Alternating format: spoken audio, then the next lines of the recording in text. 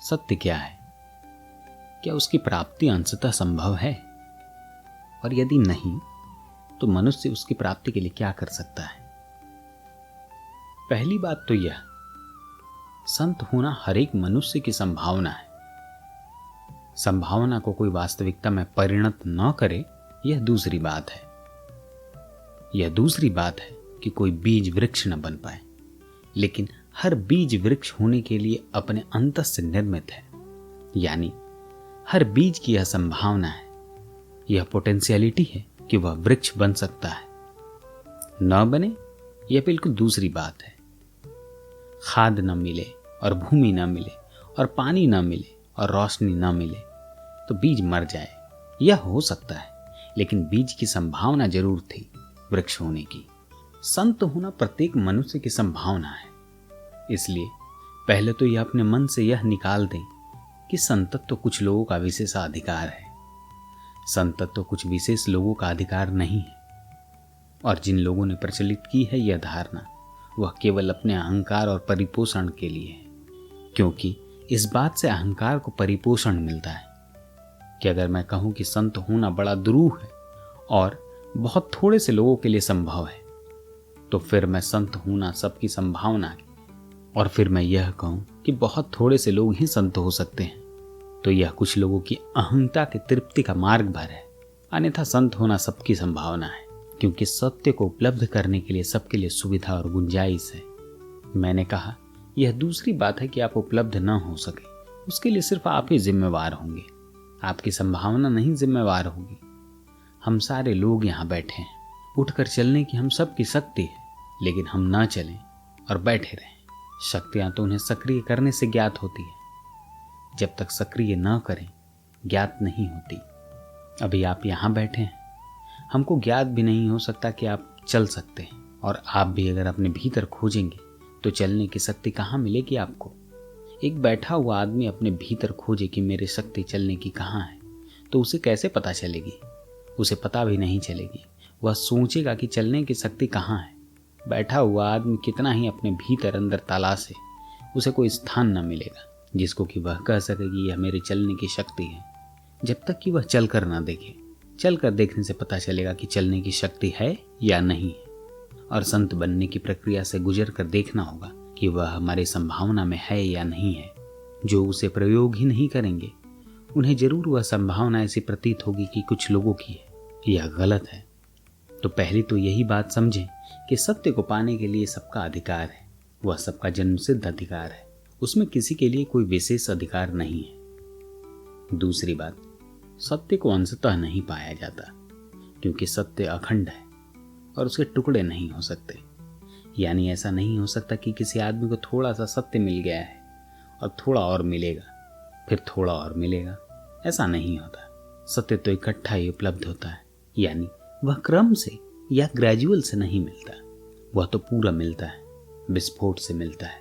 लेकिन अगर यह बात मैं कहूं कि वह इकट्ठा ही मिलता है, तो बहुत घबराहट मालूम होगी, क्योंकि हम इतने कमजोर लोग, हम उसे इकट्ठा कैसे पा सकेंगे?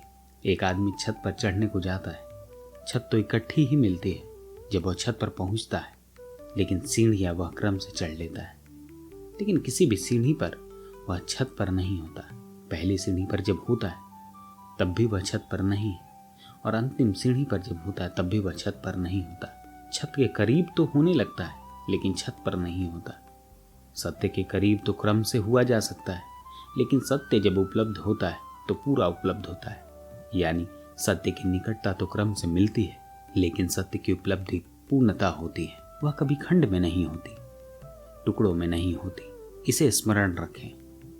तो जो मैंने भूमिका कही साधना की, वे सीढ़ियां हैं, उनसे सत्य नहीं मिलेगा। सत्य की निकटता जरूर मिल सकती है।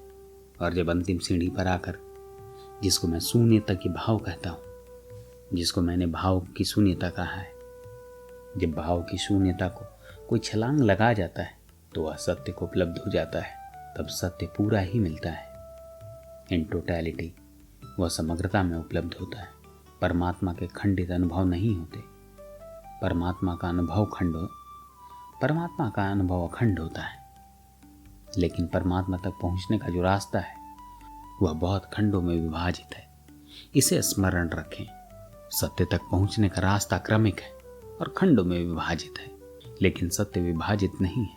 इसलिए ऐसा न सोचें कि हम कमजोर लोग पूरे सत्य को कैसे पा सकेंगे। अगर वह थोड़ा थोड़ा मिलता होता तो शायद हम पा भी लेते। नहीं, हम भी उसे पा सकेंगे, क्योंकि रास्ता थोड़ा थोड़ा ही चलना होता है। कोई भी रास्ता इकट्ठा नहीं चला जा सकता, कोई भी रास्ता इकट्ठा नहीं जाया जा सकता। रास्ता थोड़ा थोड़ा ही चला जाता है, लेकिन मंजिल हमेशा इकट्ठी मिलती है। मंजिल थोड़ी थोड़ी नहीं मिलती, इसे स्मरण रखेंगे। और प्रश्न है कि सत्य क्या है, तो आज तक मनुष्य की वाणी से नहीं कहा जा सका है, और ऐसा नहीं है कि भविष्य में कहा जा सकेगा। ऐसा नहीं है कि पीछे मनुष्य के पास भाषा इतनी समृद्ध नहीं थी कि वह नहीं कह सका और आगे कह सकेगा। कभी नहीं कहा जा सकेगा कि सत्य क्या है। उसका कारण है, मनुष्य की जो भाषा विकसित हुई है वह उसके लोक व्यवहार के लिए हुई है। भाषा का जन्म लोक व्यवहार के लिए हुआ है। भाषा का जन्म सत्य को प्रकट करने के लिए नहीं हुआ। और जिन लोगों ने भाषा बनाई उनमें से शायद ही कोई सत्य को जानता है, इसलिए सत्य के लिए कोई शब्द ही नहीं है। और जिन लोगों ने सत्य को पाया है उन्होंने भाषा से नहीं पाया, मौन होकर पाया है। यदि उन्हें जब सत्य उपलब्ध हुआ है तो वे परिपूर्ण मौन थे, वहां कोई शब्द नहीं था। इसलिए बड़ी कठिनाई है जब वे लौट कर कहना शुरू करते हैं तो एक स्थान खाली रह जाता है कि सत्य क्या है। उसके लिए कोई शब्द देना संभव नहीं होता, या जब वे शब्द देते हैं तब शब्द अधूरे पड़ जाते हैं और छोटे पड़ जाते हैं सत्य के आगे। और उन्हीं शब्दों पर झगड़े शुरू हो जाते हैं, उन्हीं शब्दों पर, क्योंकि सब शब्द अधूरे रहते हैं। वे सत्य को प्रकट नहीं कर पाते। वे इशारे की तरह हैं। जैसे कोई चांद को उंगली दिखाए और हम उसकी उंगली को पकड़ लें कि यह चांद है, तो दिक्कत शुरू हो जाएगी। उंगली चांद नहीं है, उंगली केवल इशारा है, और जो इशारे को पकड़ लेगा वह दिक्कत में पड़ जाएगा। इशारे को छोड़ना पड़ता है ताकि वह दिखाई पड़ सके। जिसकी तरफ इशारा है, शब्दों को छोड़ देना होता है, तब सत्य का थोड़ा सा अनुभव होता है। जो शब्दों को पकड़ लेता है वह सत्य के अनुभव से वंचित हो जाता है। इसलिए कोई रास्ता नहीं है कि मैं आपसे कहूं कि सत्य क्या है।